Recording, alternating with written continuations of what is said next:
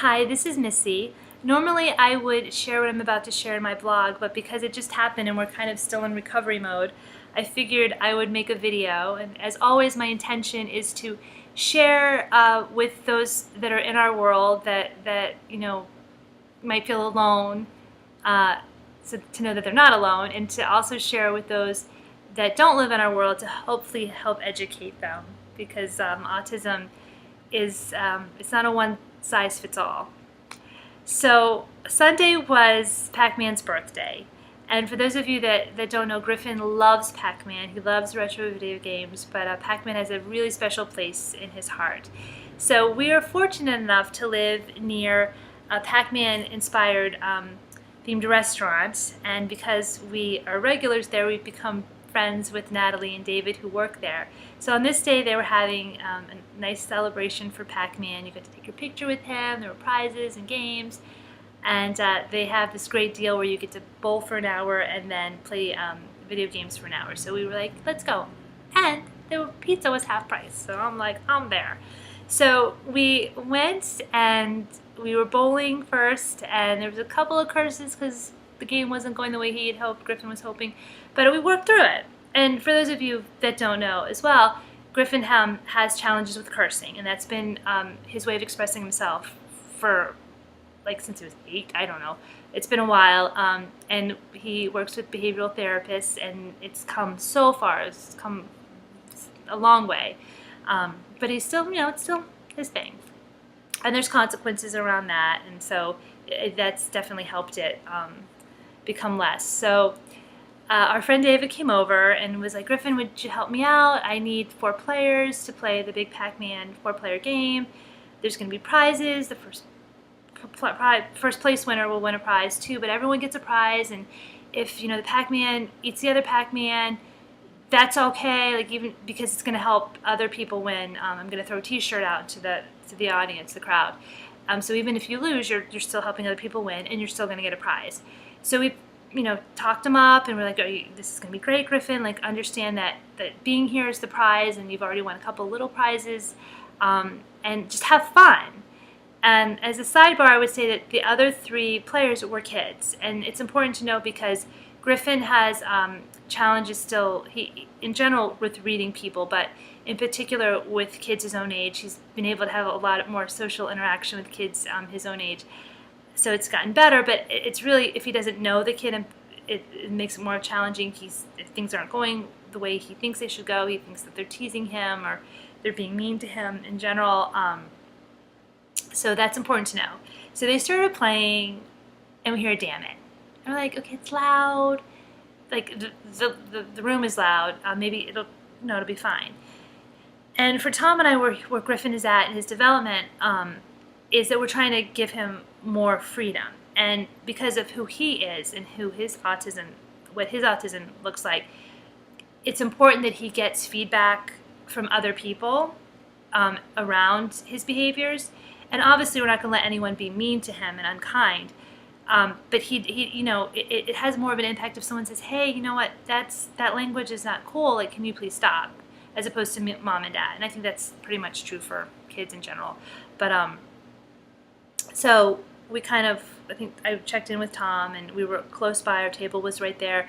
He wasn't doing anything, and so I figured, sometimes I feel like I need to interject sooner than I need to, or that I don't need to at all. And so I was like, I'll let Tom kind of be the lead on this one today. So it kind of got a little bit louder, and our friend David, I think, was talking louder in the mic. And I was like, the game's gonna end. But it felt like it was a marathon game. I'm like, well, really, people, let's whatever that Pac-Man theme music is.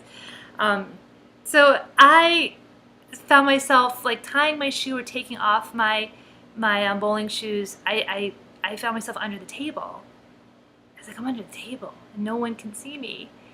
And I'm getting a little bit of a break. And understand that I am not embarrassed by Griffin at all. I was under the table because I didn't know if we were doing the right thing. I didn't know what to do. And I was worried that people were obviously going to misunderstand the situation, because here you have this 13-year-old who's now acting like a 2-year-old. And I don't like to use the word tantrum. We call them meltdowns, but for people that do it, he was essentially having a tantrum because he, wasn't getting his candy, right?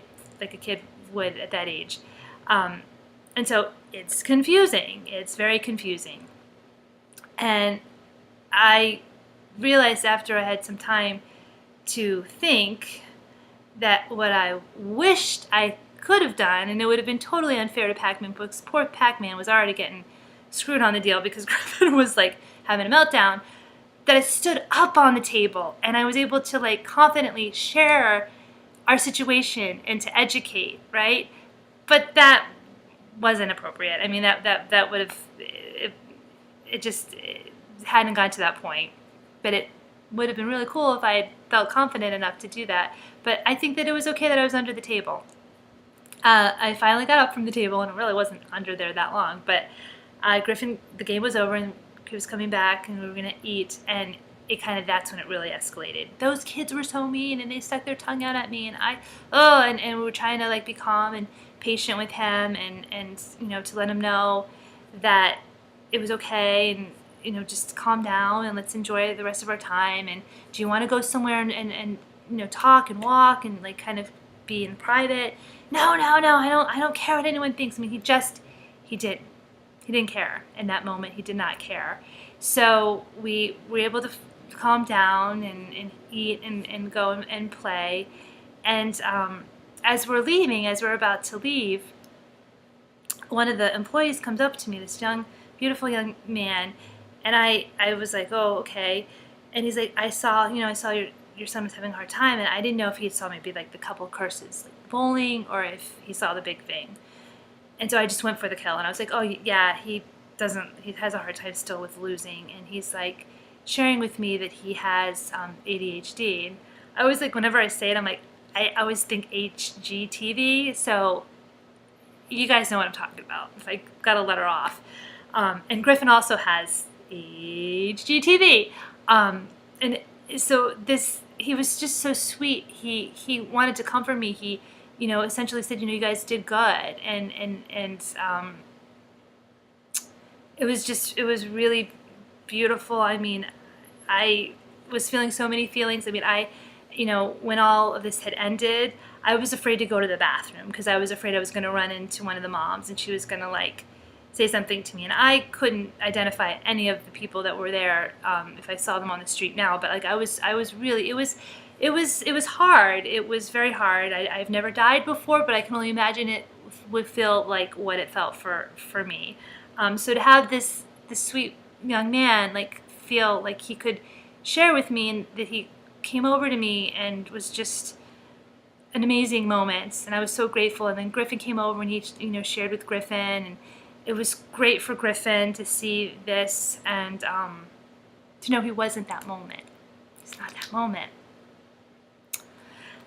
Even reflecting back, like I just remember David, our friend, who would ask Griffin to play. When it all happened, him coming over, and he's like, I'm so sorry, and like seeing his sadness, and I just felt so sad for him. And I'm like, no, David, like we're his parents, like we thought it would be okay. And just to see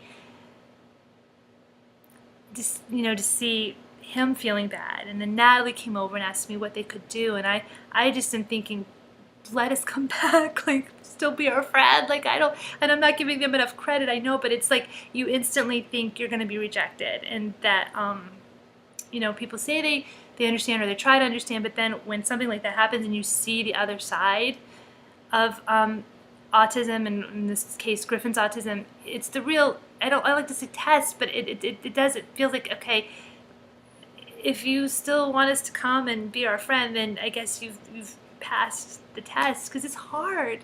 It's super hard. It's super confusing. I get it. This is why I'm here now talking. This is why I write. This is why I encourage Griffin to share, and why I'm so proud of him that he proudly says I have Asperger's. I love that boy so much, and I just want to know that I'm doing right by him, like any parent. And I love that as I'm sharing, people are saying, you know what, teenagers, not so fun, like in general. And so to kind of take away that, yes, we honor his challenges, but like it's okay. More people have more in common than you think with your situation. And to have like Natalie even share, like, trust me, I've heard stories about adults being at the restaurant on a Saturday night and their behavior, And so I so appreciate that. And I think that the takeaway, what I want anyone watching this to know, is that Griffin is not a brat. Kids like him are not brats. And that we are not perfect parents by any means, but the one thing that at the end of the day, even though I have self-esteem and confidence issues, I can say I'm a good mom and I love that kid, and I'm not naive, and I'm not, I'm not giving him a pass. Like, again, this is Griffin and what he's able to do, and his consequences are tailored to him. And so we're good parents. We love him and we try so hard. And I would say that if you see me under the table, to please join me. Bring some wine, a nice stout, some chocolate, but more importantly, bring some hugs.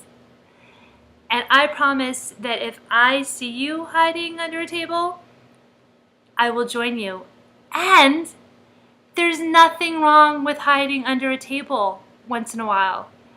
And to the parents that are like me, that feel like, oh my God, I'm so afraid of the confrontation that may or may not happen, and in my case, it's happened a little bit, but different situations, you have the confidence to stand on the table and to share your story with a loving, passionate heart, and that you can do it and you can make the change. And I'm just so grateful that I have this outlet, and I thank you for watching. And yeah, tables, I love them. They're my best friend now. Thank you.